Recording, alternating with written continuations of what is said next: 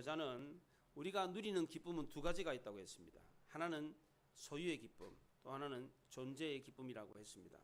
소유의 기쁨은 내가 뭔가를 갖고 싶어서 가졌을 때, 내가 아파트를 장만하고 싶었는데 아파트를 장만했어. 좋은 옷을 장만하고 싶었는데 좋은 옷을 장만했어. 그럼 기쁘잖아요. 아이를 갖고 싶어 했는데 아이를 갖게 됐어. 그럼 기쁩니다. 근데 이것보다 더 큰 기쁨이 있습니다. 그것은 바로 존재의 기쁨입니다.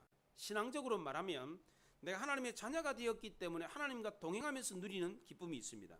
하나님의 자녀이기 때문에 갖게 되는 프라이드, 자신감, 안정감, 하나님이 주시는 은혜와 복이 있습니다. 이것은 무엇을 소유했기 때문에 누리는 소유의 기쁨보다도 훨씬 더 큽니다. 예수님이 전도대를 파송했습니다. 70명의 전도대를 파송했는데 돌아와서 이런 보고를 했습니다. 예수님, 우리가 가서 예수님의 일을 말했더니 귀신이 쫓겨가고 병자가 나왔습니다. 귀신들이 두려워 떨며 도망갔습니다. 그랬더니 예수님이 귀신이 너희를 무서워해서 항복하는 것보다 너희의 이름이 하늘나라 생명책에 기록된 것을 더 기뻐하라, 이렇게 말씀하셨습니다. 우리가 현실에서 누리는 기쁨도 중요합니다. 뭔가를 장만해가지고 얻어서 누리는 기쁨도 중요합니다. 그러나 진정한 기쁨은 존재의 기쁨입니다. 우리가 하나님의 자녀가 되었다는 이것보다도 더 기쁜 게 없습니다. 여러분은 무엇으로 기뻐하십니까? 좋은 집 장만해서 기쁩니까? 돈 많이 벌어서 기쁩니까? 예수님 때문에 예수님의 사랑을 전해서 벅찬 감격과 기쁨을 누려본 적이 있습니까? 내가 전도해가지고 그 사람이 예수 믿어서 구원의 확신을 얻고 기쁘게 신앙생활하는 걸 보면서 기뻐해 보셨습니까? 어느 기쁨이 더 큰 기쁨입니까? 이 땅에 사는 우리는 소유의 기쁨, 존재의 기쁨을 누리면서 살고 있습니다. 근데 어떤 걸 더 기쁘게 여깁니까? 대부분의 사람들은 존재의 기쁨보다는 소유의 기쁨을 더 좋아합니다. 그것을 더 많이 추구합니다. 사실 더 중요하고 더 큰 기쁨은 존재의 기쁨인데 대부분의 사람들은 당장 눈에 잡히는 기쁨, 당장 내가 뭔가를 얻는 이 기쁨을 더 원합니다. 가정에서도 마찬가지입니다. 사랑하는 남편이 있고 아내가 있습니다. 토끼 같은 자식들이 있습니다. 이것 때문에 기뻐합니까? 누구는 뭐 아내 없나? 누구는 뭐 남편 없나? 누구는 자식 없나? 이것으로 기뻐하지 않습니다. 존재의 기쁨보다는 소유의 기쁨을 더 원합니다. 남편과 아내가 있다라고 하는 그 자체, 자식이 있다라고 하는 그 자체 존재의 기쁨보다는 남편과 혹은 아내가 주는, 자식들이 주는 그 무엇으로 기뻐하는 것을 더 좋아합니다. 자식의 경우도 그렇잖아요. 자식이 있다는 것으로 만족하지 않고 그 자식이 뭔가를 해주는 것으로 기뻐하기를 원합니다.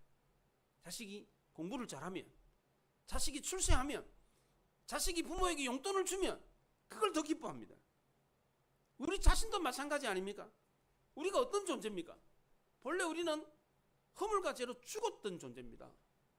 이런 죽었던 존재가 죄사함 받고 영원한 생명을 얻었습니다. 다시 살아났습니다. 하나님과 원수되었던 우리가 하나님의 자녀가 되었습니다. 완전히 달라졌습니다. 매일매일마다 시도 때도 없이 감사해도 시원찮을 텐데 이런 존재의 기쁨이 크다는 것을 알지 못하고 오히려 소유의 기쁨, 뭔가를 더 얻기를 원하는 기쁨을 더 원합니다. 우리가 누구인가를 알고 누리는 이 존재의 기쁨이 더 큰 것인데 이것보다는 뭔가를 갖고 싶어요. 자꾸 뭔가를 얻고 싶어요. 죄로 죽었던 우리가 그리스도의 보혈로 용서받고 하나님의 자녀가 된 것, 이것보다 더 큰 기쁨이 없다는 것입니다. 오늘 보면 누가복음 15장에서는 영원히 구원받는 기쁨을 이야기하고 있습니다. 그런데 이 기쁨을 거부하는 사람들이 있었습니다. 1절에 보면 모든 세리와 죄인들이 말씀을 들으러 가까이 나오니 그랬습니다. 예수님의 말씀을 들으려고 모든 세리와 죄인들이 예수님 가까이 나왔습니다. 예수님 이 사람들을 영접했고 같이 밥을 먹었습니다. 이 모습을 보고 바리새인과 서기관들이 원망하며 수군거렸습니다. 모든 세리와 죄인들이 가까이 와서 말씀을 들었을 때 예수님은 너무너무 기뻤습니다. 세리와 죄인들도 기뻤습니다. 그런데 바리새인과 서기관들은 기뻐하기는커녕 오히려 원망하고 불평하면서 수군수군거렸습니다. 한쪽에서는 기뻐하는데 한쪽에서는 기뻐하지 않고 오히려 원망했습니다. 천하보다도 귀한 영혼이 예수 믿고 하나님의 품으로 돌아왔습니다. 얼마나 잃어버린 양 비유를 하면서 이런 양을 찾는 이 기쁨을 이야기했습니다. 그런데 바리새인과 서기관들은 예수님이 말씀하시는 이 기쁨을 이해하지 못했습니다. 누가복음 15장에 세 가지 비유가 나옵니다. 잃은 양을 찾는 목자 비유, 잃은 드라크마를 찾은 여인 비유, 잃은 아들을 찾는 아버지 비유가 나옵니다. 이 세 비유는 다 잃은 것을 찾는 기쁨, 잃은 자식을 찾은 아버지의 기쁨을 말하고 있는 것입니다. 하나님이 잃은 자식을 얼마나 사랑하셨는지를 기쁨을 통해서 표현했습니다. 예수님이 이 비유 이야기를 밥 먹으면서 하셨어요. 그 당시 유대인들은 자기랑 같은 사람이 아니고는 밥을 같이 안 먹었습니다. 우리는 뭐 아무나하고도 그냥 밥 같이 먹잖아요. 그냥 밥 먹는 거 뭐 그렇게 부담스럽게 생각하지 않습니다. 그러나 유대인들은 아무나하고 밥 안 먹습니다. 밥을 같이 먹는다, 이거는 동급이다, 같다, 이렇게 생각을 합니다. 유대인의 식사는 단지 밥만 먹는 게 아닙니다. 대화를 하면서 밥을 먹습니다. 유대인들은 이 토론 문화가 아주 발달해 있습니다. 글을 읽고 서로 자기 의견을 이야기를 합니다. 주고받고 합니다. 이게 문화예요. 유대인들 문화예요. 근데 전혀 관심사가 다른 사람과 같이 밥을 먹으면서 이야기를 하는데 관심사가 달라, 수준이 다르면 무슨 이야기를 하겠습니까? 당신은 나와 달라, 그러니까 밥이나 먹어요, 이렇게 할 수 있습니까? 그럴 수 없습니다. 유대인의 식사 자리는 연회와 같습니다. 잔치 자리와 같아요. 막 즐겁게 밥을 먹습니다. 근데 예수님은 전혀 어울리지 않는 세리와 죄인들과 함께 밥을 먹고 있었습니다. 이 광경을 보고 바리새인과 서기관들은 원망을 하면서 수군거렸습니다. 그 당시에 랍비라고 존경받는 예수라고 하는 선생이 죄인들과 같이 밥을 먹는다? 이게 이해가 안 됐습니다. 당신은 메시아라고 하지 않았습니까? 어떻게 그런 사람이 죄인들과 함께 앉아가지고 밥을 먹으면서 희낙낙거릴 수 있습니까? 서기관과 바리새인들이 그렇게 원망하고 수군거렸을 때 예수님은 부끄럽게 생각해가지고 그 자리를 피했습니까? 그렇지 않습니다. 어리석은 서기관과 바리새인들이 알지 못하는 영혼 구원의 기쁨에 대해서 비유를 통해서 알려주었습니다. 예수님은 누가복음 15장에서도 바리새인 지도자 집에서 밥을 먹었습니다. 누가복음 14장에서는 바리새인 지도자 집에서 밥을 먹었는데 14장 1절에 보십시오. 안식일에 예수께서 한 바리새인 지도자의 집에 떡 잡수시러 들어가시니 그들이 엿보고 있더라고 했습니다. 이때 예수님이 식사를 하면서 아주 심각한 이야기를 하셨어요. 안식일에 병 고치는 게 옳으냐 옳지 않냐, 너희들 안식일에 아들이나 소가 우물에 빠지면 건져내지 않느냐, 그럼 그거 안식일 범한 거 아니냐, 혼인잔치에 청함을 받으면 상석에 앉지 말고 말석에 끝에 앉아라, 잔치를 베풀면 부자 부르지 말고 가난하고 병든 사람 불러라, 물은 나에게 나오는 자는 부모와 처자와 형제와 자매와 자기 목숨까지 미워하지 않으면 내 제자가 될 수 없다. 아주 심각한 이야기를 했습니다. 이런 이야기를 하면서 밥을 먹는데 웃을 수 있겠습니까? 웃을 수가 없죠. 식탁은 아주 근하게 진수성찬을 차려놔서 맛있는 음식이 가득합니다. 분위기는 아주 잔치 분위기입니다. 그리고 웃고 떠드는 그 분위기에서 예수님이 아주 심각한 이야기를 하셨어요. 갑자기 차갑고 냉랭한 분위기로 확 달라졌습니다. 뭐 이런 사람이 다 있어. 완전히 분위기를 다 깨네. 바리새인들은 밥을 먹으면서 우거지상이 됐어요. 밥을 먹다가 돌 씹은 것 같이 기분이 그랬어요. 근데 누가복음 15장에서는 이 밥 먹는 분위기가 완전히 달라졌습니다. 예수님이 세리와 죄인들과 같이 밥을 먹는데 분위기가 아주 좋았습니다. 아주 들떠가지고 막 즐겁게 이야기를 하면서 밥을 먹습니다. 왜 이렇게 달라졌습니까? 바리새인 집에서는 함께 식사하는 사람들이 예수님을 초청하기는 했지만 예수님을 마음으로 영접을 하지 않았습니다.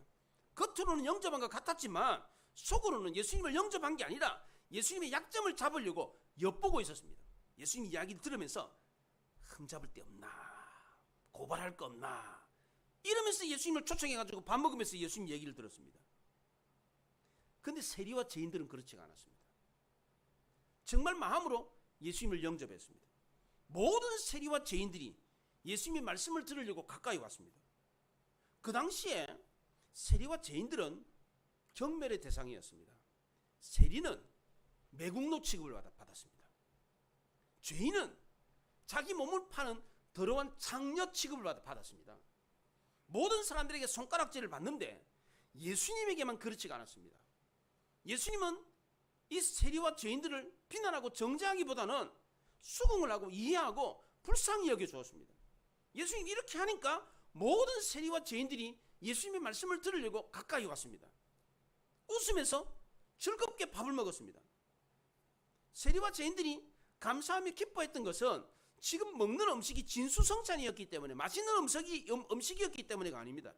분위기가 아주 좋고 근사한 집에서 좀 분위기 있는 그런 식사를 했기 때문에가 아닙니다. 진실한 마음으로 예수님을 영접하고 감사한 마음으로 예수님의 말씀을 들었기 때문입니다. 제가 신방을 다니던 집 가운데 이런 집이 있었습니다. 먹을 것이 없어요. 대접할 것도 없습니다. 음식을 차려놓을 상도 없었습니다. 반찬 그릇도 제대로 없어가지고 플라스틱 통에다가 김치를 썰어가지고 내놓고 찌그러진 냄비에다가 찌개 하나를 내놨습니다. 없는 가정인데도 목사를 대접하려고 하는 걸 보면서, 그리고 목사가 전하는 말씀을 통해서 복을 받으려고 하는 그 사람을 보면서 진심으로 복을 빌어주었습니다. 신방을 받는 성도의 마음이 이렇게 간절한 마음으로 활짝 열려 있으면 신방을 가는 목사의 마음도 기쁩니다. 막 있는 복 없는 복 막 다 주고 싶어요. 하나님은 상다리가 찢어지도록 휘어지도록 막 그냥 차려놓은 그 음식을 보고 기뻐하신 게 아닙니다. 하나님이 보신 것은 성도의 마음이었습니다. 목사의 신방을 받으면서 하나님의 말씀으로 은혜를 받으려고 하는 그 성도의 마음을 보셨습니다. 이런 마음으로 신방을 받으며 신방하는 목사도 감동을 받습니다. 하나님이 이 가정에 복을 주시겠구나. 무슨 말을 해도 아멘하고 받고 막 복이 막 저절로 막 그냥 흘러 넘치는 것 같아요. 신방하면서도 목사가 그렇게 기뻐요. 이런 집에는 정말 해주고 싶은 축복을 다 해주고 싶어요. 예수님이 바리새인 지도자 집에서 밥을 먹고 나오실 때 마지막으로 했던 말이 뭡니까? 14장 마지막 절을 보십시오. 어떻게 말하고 나왔습니까? 14장 마지막 절 14장 35절에 보십시오.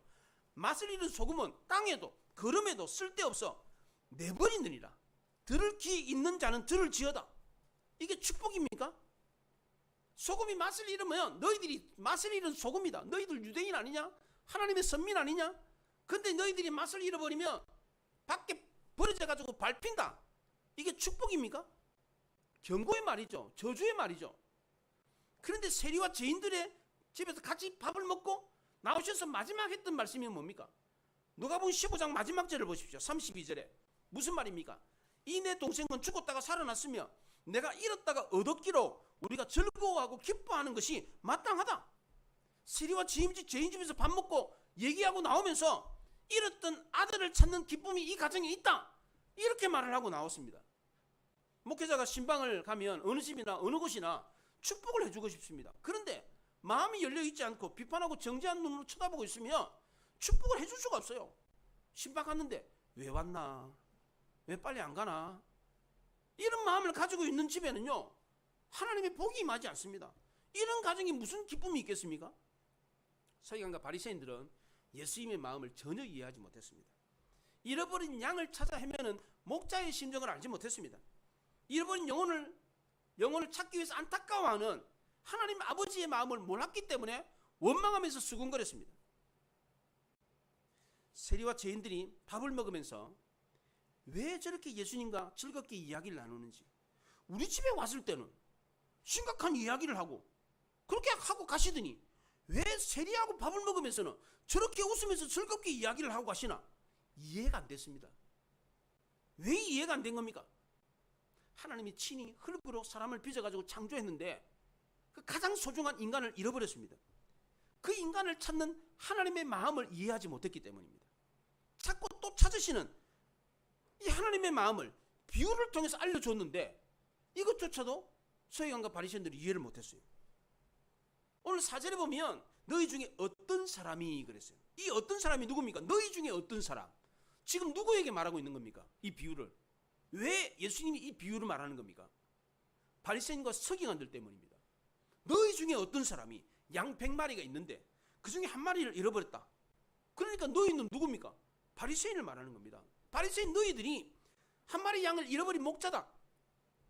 마태복음 12장에서도 바리새인들이 보고 예수께 말하되 보시오, 당신의 제자들이 안식일에 하지 못할 일을 하나이다. 예수께서 이르시되 너희 중에 어떤 사람이 양 한 마리가 있어 안식일에 구덩이에 빠졌으면 끌어내지 않겠느냐? 바리새인들 보고 너희들 중에 어떤 사람이 양 한 마리가 있는데 그 양 한 마리가 구덩이에 빠지면 건져내지 않겠냐? 여기서도 바리새인 너희들이 그렇게 말을 했습니다. 바리새인들은 양을 잃어버린 목자였습니다. 그러면 목자의 심정을 이해해야 되잖아요. 근데 이 사람들은 목자의 심정을 이해하지 못했습니다. 왜냐하면 자기들이 목자가 아니라 들에 남겨진 99마리의 양이라고 생각했기 때문입니다. 회개할 것이 없는 의인 99이 바로 자기들이다라고 생각했기 때문입니다. 그런데 예수님은 회개할 것이 없는 99보다 눈물을 흘리며 회개하는 그 한 사람이 돌아오는 것을 더 기뻐하셨습니다. 99명이 나 잘났다, 스스로 잘났다라고 그렇게 기뻐하고 즐거워하는 모습을 보는 것보다 죄인 한 사람이 눈물을 흘리며 가슴을 치며 통회하는 그것을 보고 더 기뻐하셨습니다. 영국의 정치가이고 역사가이고 예술가인 외교관인 E.H. 카라고 하는 사람이 역사란 무엇인가라고 하는 유명한 책을 썼습니다. 대학생들이 대학에 가면 교양 과목으로 반드시 배우는 과목 중에 하나가 이 사람 책을 읽게 합니다. 굉장히 유명한 명저입니다. 이 책에서 카는 역사는 과거와 현재의 대화다라는 이야기를 했습니다. 누구의 관점으로 어느 때의 역사를 해석하느냐에 따라 역사가 달라진다는 겁니다. 예를 들면 안중근 의사는 한국 사람들의 입장에 봤을 때는 열사입니다. 근데 일본 사람들의 입장에서 봤을 때는 일본 사람 훌륭한 지도자를 죽인 흉악범입니다. 그렇잖아요? 그러니까 역사는 누구의 입장에서 어느 시대에 해석하느냐에 따라서 의미가 달라집니다. 그래서 역사는 과거와 현재의 대화다 그렇게 말을 합니다. 그렇다면 성경의 역사는 어떻습니까? 하나님은 성경의 역사를 어떻게 보셨습니까? 어떻게 역사를 쓰셨습니까? 하나님은 성경의 역사를 구원하는 역사로 쓰셨습니다. 하나님은 우리 죄인들을 구원하기 위해서 수많은 선지자들을 보내셨습니다. 그런데 사람들은 그 선지자를 인정하지 않고 죽였습니다. 그 뒤에 하나님이 아들을 보내셨어요. 그런데 사람들은 그 아들마저 인정하지 않고 죽여버렸습니다. 그러나 하나님은 그 아들 예수 그리스도를 죽는 그것을 통해서 역사를 완성하셨어요. 그리스도가 죽은 것은 실패한 역사가 아니라 성공한 역사였습니다. 하나님이 구원 역사를 성공한 역사로 만드셨다는 증거가 뭡니까? 많은 사람들이 예수 그리스도가 죄인을 대신해서 죽었다는 이 사실을 알고 회개하고 돌아온 것입니다. 자기가 죄인이라는 사실을 알고 회개하고 변화된 사람들이 많은 것, 이것이 바로 하나님이 구원의 역사를 완성하셨다는 증거입니다. 역사는 과거와 현재의 대화라고 했는데 지금 그것을 보여주고 있는 겁니다. 그 당시에 매국노고 죄인 취급을 받았던 세리와 죄인들이 예수님께 가까이 와서 지금 말씀을 듣고 있지 않습니까? 이 사람들은 평소에 감히 사람들 앞에 나타나지를 않습니다. 특히 사람들이 많이 모여있는 것은 더더욱 안 갑니다. 왜냐하면 욕을 하니까. 이 사람들은 바리새인과 서기관들이 수근수근거리면서 말하는 얘기를 들었습니다. 저 매국노 같은 놈이 왔네? 저 더러운 창녀 같은 놈이 왔네? 이렇게 말을 했어요. 바리새인과 서기관들이 그 말을 했단 말이죠. 그 얘기를 듣고 있었어요. 세리와 이 죄인들이 이 얘기를 들었다고. 이 얘기를 듣고서는 기가 죽었습니다. 부끄러웠습니다. 근데 이내 예수님의 말씀을 듣고 더 큰 용기와 힘을 얻었습니다. 위로를 얻었습니다. 가슴을 치며 회개하고 다시금 내가 새 사람이 되어가지고 새로운 인생을 살아야 되겠다 결심을 했습니다. 이게 바로 그리스도가 죽음으로 완성하신 구원의 역사의 완성본입니다. 하나님은 이 역사의 마지막 완성본을 보셨기 때문에 기뻐하셨던 겁니다. 이 기쁨을 교훈한 것이 바로 예수님이 오늘 말씀하신 본문의 내용 비유 말씀입니다. 3절에 예수께서 그들에게 비유로 이르시되 그랬습니다. 여기 비유로 이르시되라고 하는 이 단어가 단수로 되어 있습니다. 근데 누가복음 15장에는 비유가 하나가 아니고 3개가 나옵니다. 그러면 복수로 말해야 되잖아요. 비유들로 이르시되 이렇게 말해야 되잖아요. 헬라어는 성수격이 아주 정확한 언어입니다. 한국말하고 틀립니다. 문법이 아주 정확한 언어입니다. 그러니까 비유 3개를 했으니까 비유 2를 말씀하시되 이렇게 말해야 됩니다. 그런데 비유라고 단수로 말했습니다. 왜 그렇습니까?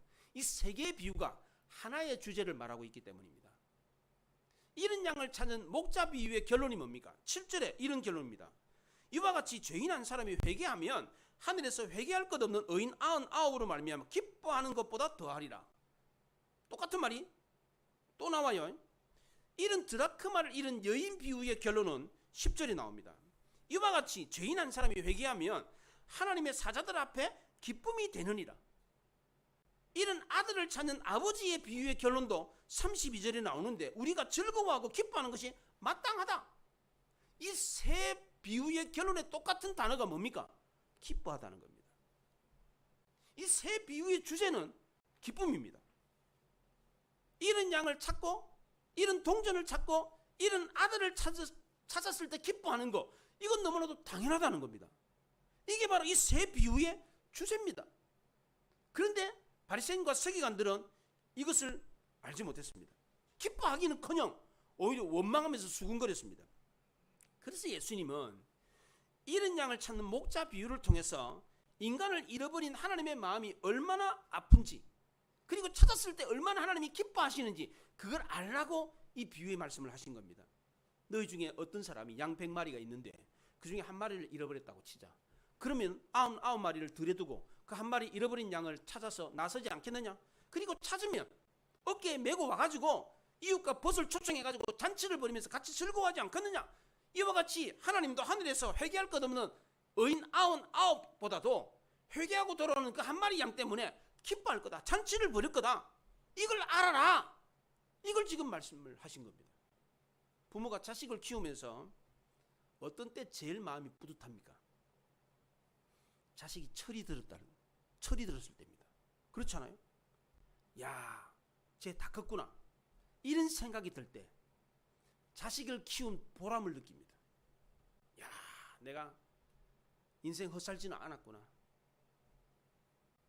자식이 다 커가지고 철이 들 때가 언제입니까? 내 자식이 철들었다 이걸 느낄 때가 언제입니까? 부모 마음 알아줄 때입니다. 부모가 자식을 키울 때 고생하고 수고하는데 자식이 이걸 알아줄 때, 야, 철들었구나, 이런 생각이 듭니다. 예수님은 이런 마음으로 바리새인과 서기관들에게 이 비유의 말씀을 하셨던 겁니다. 그런데도 바리새인과 서기관들은 이런 예수님의 마음을 알지 못했습니다. 왜 그랬습니까? 첫째는 하나님이 기뻐하셨던 그 기쁨이 아니라 다른 것으로 기뻐했기 때문입니다. 누가복음 18장에 바리새인들은 서서 따로 기도하여 이르되 하나님이여, 나는 다른 사람들과 토색, 불의, 간음하는 자들과 같지 아니하고 이 세리와 같지 않음을 감사하나이다, 이렇게 말했어요. 바리새인들은 남들과 다르다. 그래서 따로 서서 기도를 했습니다. 바리새인들도 기뻐하며 감사했습니다. 뭘로 기뻐하고 감사했습니까? 다른 걸 갖고 토색, 불의, 간음하는 세리들과 같지 않은 걸, 천만다행입니다. 너무너무 감사합니다. 이렇게 기뻐했습니다. 남들보다 나은 것을 기뻐하고 감사했습니다. 특권의식을 누리면서 기뻐하고 감사했습니다. 그러니까 하나님이 누렸던 그 기쁨을 알지 못했던 겁니다. 다른 걸로 기뻐했으니까. 두 번째로 하나님이 기뻐하셨던 그 마음을 이해하지 못했던 이유는 남을 비판하고 정죄했기 때문입니다. 하나님은 비판하고 정죄하기보다는 참고 기다려 주셨습니다. 근데 서기관과 바리새인들은 세리와 죄인들에 대해서 참고 기다려 주지 않았습니다. 세리와 죄인들도 저렇게 나쁜 사람들이지만 우리가 참고 기다려주면 언젠가는 좋은 사람이 될 거야, 이런 생각을 하지 않았습니다. 좋은 부모는 자식에 대해서 포기하지 않고 끝까지 참고 기다려줍니다. 근데 성미가 급한 부모들은 어떻습니까? 기다려주질 않습니다. 성미가 급해가지고 뭘 잘못했던 그 즉시로 막 지적을 합니다. 이렇게 하면 자녀들이 정신적으로 건강하지 않습니다. 집에 들어가 있어도 어디서 문소리만 들려도 덜컥 겁이 납니다. 꾸지람하는 아버지가 왔구나, 꾸중하는 엄마가 왔구나, 문소리만 들려도 막 가슴이 덜컥덜컥 내려앉아요. 이런 아이들이 집에 있으면서 얼마나 마음이 불안하겠어요. 그런 집이 있어요. 잘못하면 그때 그 즉시로 지적하면 속은 편하지. 명확하게 잘못을 지적해 줄 수 있으니까 그러면 고칠 것 같아. 그렇다고 해서 고쳐지는 게 아닙니다. 오히려 더 악화가 되는 경우가 많습니다. 오늘 1절에 보면 모든 세리와 죄인들이 말씀을 들으러 가까이 나오니 2절에 바리새인과 서기관들이 수군거렸다 그랬는데 거기에 카이라고 하는 그리고 곧바로라는 단어가 생략이 됐어요. 원문에는 있어요. 나오니 그리고 곧바로 바리새인과 서기관들이 수군거렸다 그랬어요. 상대방을 이해하고 공감하기보다는 잘못된 걸 딱 보자마자 비판하고 정죄부터 했어요. 그러니까 하나님이 기뻐하셨던 그 마음을 이해하지 못했던 겁니다. 마지막 세 번째로 서기관과 바리새인들이 하나님이 기뻐하셨던 그 마음을 이해하지 못했던 이유는 세리와 죄인들을 자기 형제라고 생각하지 않았기 때문입니다. 탕자 비유에서도 맏아들이 자기 동생이 아버지의 재산을 탕진하고 돌아왔을 때 동생을 보고 뭐라 그럽니까? 이 아들이 그럽니다. 이 아들이. 30절에 보십시오. 아버지의 살림을 창녀와 함께 삼켜버린 이 아들이 돌아오매 이를 위하여 살찐 송아지를 잡으셨나이다. 탕자 비유에서도 맏아들은 바리새인과 서기관들을 의미하는 겁니다. 동생은 세리와 창기들을 말하는 겁니다. 죄인들을 말하는 겁니다. 형이 동생을 보고 이 아들 이렇게 말합니다. 마치 남인 것처럼 말을 했습니다. 에덴 동산에서 아담과 하와가 범죄했을 때 아담이 하와를 보고 뭐라 그랬습니까? 범죄하기 전에는 하와를 보고 내 뼈 중에 뼈요 살 중에 살이로다 그렇게 말을 했는데 범죄하고 난 뒤 뭐라 그랬습니까? 이 여자가 줘가지고 먹었습니다 이렇게 말했어요. 제가 저희 집 집사람 보고 이 여자가 이렇게 말하면 저 어떻게 되겠어요? 쫓겨납니다. 밥도 못 먹어요. 네. 하나님이 하와를 아내로 짝지어 줬습니다. 근데 어떻게 아내가 남이 될 수 있습니까? 세리와 죄인들이 남입니까? 같은 유대인이고 같은 형제고 같은 동족입니다. 근데 바리새인과 서기관들은 세리와 죄인들을 남처럼 대했습니다. 그러니까 하나님이 기뻐하셨던 마음을 이해하지 못했던 것입니다. 예수님은 오늘 말씀을 통해서 하나님이 가졌던 이 기쁨을 우리에게도 주기를 원하십니다. 이런 영혼을 다시 찾는 이 기쁨은 너무나도 큰 것이었습니다. 99마리의 양을 들여두고 한 마리 양을 찾아 나서서 찾고 돌아온 그 목자가 찾고 난 뒤에 어떻게 했습니까? 휴, 다행이다. 그리고 집으로 갔습니까? 그렇지 않습니다. 법과 이웃을 초청해 잔치를 벌였습니다. 잔치를 벌이면 양 한 마리 가지고 됩니까? 안 되지. 더 많이 잡아야지. 소도 잡아야지. 그렇잖아요. 그럼 손해예요. 그런데도 불구하고 잃었던 양 한 마리 찾았다고 잔치를 벌였다니까요. 왜 그랬습니까? 이런 양을 찾은 기쁨이 너무 크기 때문입니다. 하늘에서도 마찬가지였습니다. 의인 99, 회개할 것 없는 의인 99보다 눈물을 흘리고 회개하는 한 사람 때문에 천국에서 잔치가 벌어졌어요. 너무나도 큰 기쁨이 있었습니다. 이 기쁨을 하나님이 누리셨어요. 그걸 느끼셨다고, 경험하셨다고, 너무너무 기뻐가지고 이 기쁨을 너희들도 알아라, 이걸 말해주고 있는 것이 오늘 본문의 내용입니다. 그렇다면 우리는 어떻게 하면 이 놀라운 기쁨, 엄청난 이 기쁨을 누릴 수 있습니까? 먼저 우리도 다르다, 우월하다, 이 특권의식을 버려야 됩니다. 우리는 들에 있는 99마리의 의인 양이 아닙니다. 우리도 역시 마찬가지 하나님을 잃어버린, 길을 잃어버린 한 마리의 양입니다. 이걸 알아야 됩니다. 또 하나님이 우리를 대하신 것처럼 우리 역시도 남을 비판하고 정죄하기보다는 오래 참고 기다려줘야 됩니다. 하나님이 그렇잖아요. 우리에 대해서 얼마나 오래 참으십니까? 잘못하면 그 즉시로 매로 탁탁 때립니까? 그랬다가는 여기 다들 지금 눈탱이 밤탱이 돼가지고 그냥 얼굴이 멍청한 사람 아무도 없을 거예요. 하나님은 너무너무 오래 참아주십니다. 우리는. 하나님이 그렇게 하신 것처럼 우리도 그렇게 해야 된다는 겁니다. 부단히 참고 기다려줄 때 우리도 하나님이 누렸던 그 기쁨을 누릴 수가 있는 것입니다. 마지막 세 번째로 우리도 아비와 같은 심정으로 주변에 연약한 사람들을 품는다면 이렇게 할 수 있습니다. 우리도 연약한 사람을 아비와 같은 심정으로 품어야 돼요. 우리도 분명히 그렇게 하면 하나님이 누리셨던 이 놀라운 기쁨을 누릴 수가 있습니다. 우리 모두 오늘 말씀대로 행함으로 이 놀라운 기쁨과 감격을 경험할 수 있기를 바랍니다. 우리 교회에서, 우리가 속한 공동체에서 영혼이 구원받고 주께로 돌아오는 놀라운 기쁨이 넘칠 수 있기를 바랍니다. 우리도 잃어버린 영혼을 찾아 구원함으로 하나님과 더불어 하나님이 느끼셨던 그 기쁨을 우리도 누릴 수 있기를 바랍니다.